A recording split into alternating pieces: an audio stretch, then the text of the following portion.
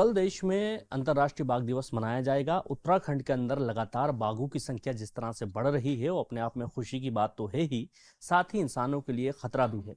कई बार इस बात को देखा गया है कि मानव वन्यजीव संघर्ष की घटनाएं बड़ी हैं। फिलहाल बाघों की संख्या को लेकर के जो अनुमान लगाया जा रहा है इस बार भी बढ़ सकते हैं। हमारे साथ बात करने के लिए उत्तराखंड के फॉरेस्ट मिनिस्टर सुबोध उनियाल हैं। उनसे जानेंगे कि अंतर्राष्ट्रीय बाघ दिवस को लेकर के क्या कार्यक्रम है और जिस तरह से उत्तराखंड में बाघ बढ़ रहे हैं उसको मैनेजमेंट करने के लिए उत्तराखंड फॉरेस्ट डिपार्टमेंट क्या कर रहा है। सर, बाघों की संख्या लगातार प्रदेश में बढ़ रही है और एक अनुमान के अनुसार इनकी संख्या इस बार भी बढ़ने का अंदाज़ा है।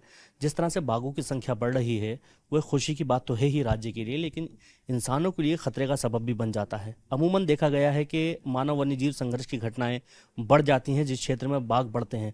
खासकर जिम कॉर्बेट की बात करें या उसका आसपास के इलाकों की, तो यहाँ पर अधिकांश मामलों में देखा गया है कि बाघ के द्वारा इंसानों पर हमले किए गए। उसके बाद कई बार लोगों ने प्रदर्शन भी किया। तो इसको मैनेजमेंट को करने के लिए फॉरेस्ट डिपार्टमेंट आगे क्या कर रहा है? देखिए, निश्चित रूप से ये हमारा राज्य का सौभाग्य भी है कि हम पे बाघों की संख्या लगातार बढ़ रही है और आज भी घनत्व के हिसाब से हम देश दुनिया में सबसे ज़्यादा बाघों का संख्या वाला राज्य है।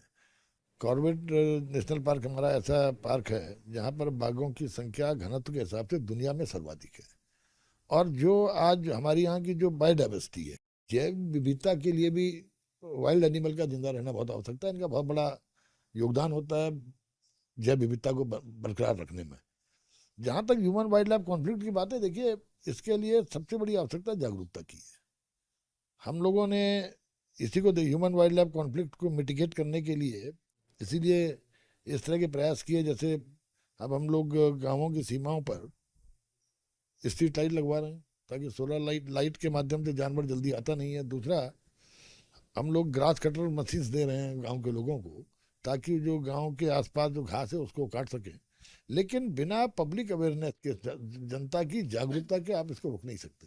आज सबसे बड़ी आवश्यकता है जागरूकता की। तीसरी चीज, जो ह्यूमन वाइल्ड लाइफ कॉन्फ्लिक्ट को हम कम कैसे कर सके, इसके लिए इन उपायों के अलावा एक उपाय ये भी है कि हमको कहीं ना कहीं ये भी देखना पड़ेगा कि हमारी कैरिंग कैपेसिटी क्या है।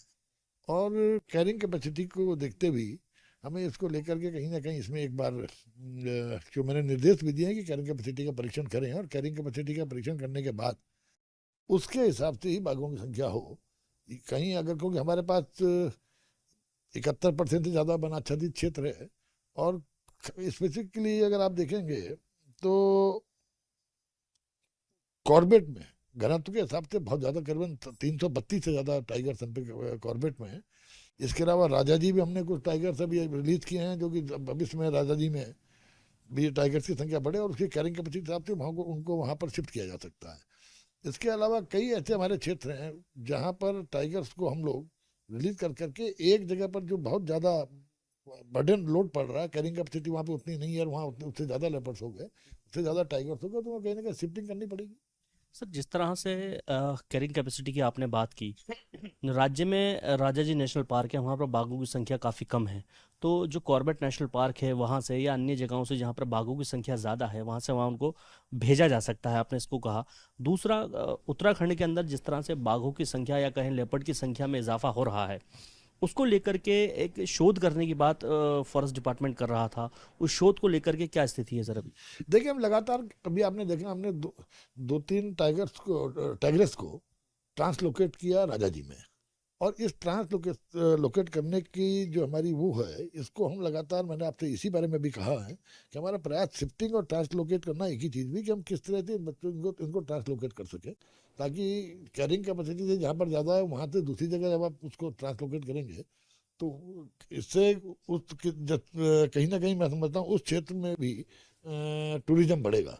अभी हमने स्नो लेपर्ड कंजर्वेशन सेंटर हम उत्तरकाशी में बना रहे हैं ताकि, जो कि हमारे पास स्नो लेपर्ड की संख्या भी पर्याप्त है, तो वो स्नो लेपर्ड सेंटर बनने के बाद ही मैं समझता हूँ उत्तरकाशी में जो हमारे वन्य जीव प्रेमी लोग हैं दुनिया में, वो निश्चित रूप से स्नो लेपर्ड टाइगर सेंटर में जाएंगे। तो कई, देखिए, ये एक साइकिल है जिसमें वाइल्ड एनिमल है, जिसमें इको टूरिज्म है, जिसमें व्यापारी और अनएम्प्लॉयमेंट को दूर करने का वो है। तो ये सभी एक साइकिल किस तरह पूरी हो कि वाइल्ड एनिमल भी रहे, जनता भी सुरक्षित रहे, रोजगार की संभावनाएं भी बढ़े, बायोडाइवर्सिटी भी बनी रहे और जो एक सदियों सदियों से जो जंगलों का अस्तित्व है उसको भी हम बचाए और बनाए रखने में सफल हों। हमारे साथ बात करने के लिए उत्तराखंड फॉरेस्ट डिपार्टमेंट के वन मंत्री सुबोध उनियाल जी थे, जिन्होंने कहा कि उत्तराखंड के अंदर जिस तरह से बाघों की संख्या लगातार बढ़ रही है, वो कैरिंग कैपेसिटी को मैनेज करने की बेहद आवश्यकता है। उत्तराखंड में जिम कॉर्बेट नेशनल पार्क में 300 से ज्यादा बाघ हैं, जिन्हें धीरे धीरे रिलोकेट करने की बात की जा रही है।